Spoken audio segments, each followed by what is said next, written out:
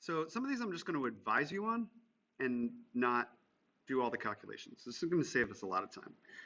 So let me advise you on this one. Let's see. Find the values of the missing variables.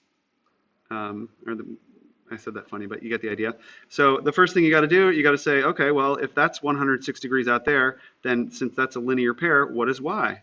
Once you know that, you can add the value of y plus 74 plus 119, and then one thing you should always know, just like I was saying on the last video, that a pentagon always has 540 degrees, no matter what. So you can also memorize that this is a quadrilateral, always has 360 degrees. So you can do 360 minus whatever you get from the 3 that you know. So the first thing you need to do, of course, you can't really do it unless you find out what's that equal to? What is y equal to? And you do it by looking at the fact that it's a linear pair with a 106 degree angle.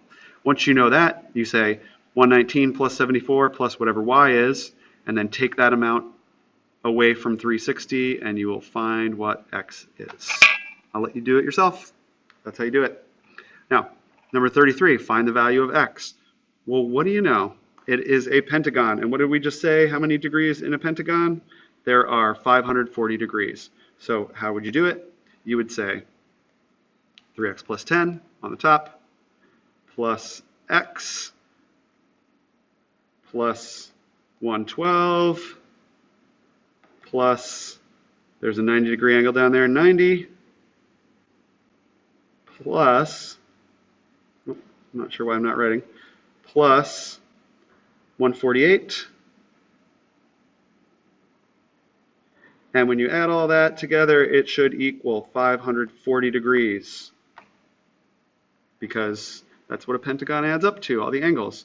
So you basically then have to, you would do then combining like terms, there's x and there's x, you would get 4x plus whatever all of these values equals for you. So these are also like terms because they're all constant terms. Add them all together, 4x plus whatever you get there equals 540, and solve it. Got it? You do the math. Now, last one on the bottom. So, short answer on this one, because what do you have to do? Well, what you have to do here is you need to take these 4 angles, since how many degrees in a pentagon? Right, 540. It's a pentagon, it never changes. So I can draw that 4 better. So you add, well, you really do 540, take away whatever you get when you sum up 96 plus 115 plus 104, all the angles that you know, plus 118,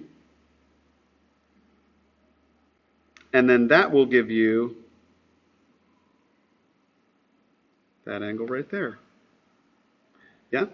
And once you do that, then you can say, okay, now that I know that angle, I can do 180 minus all of that because they are a linear pair. Whatever you get there, right? 180 minus that, and you will find A. I'll let you do that on your own. That's how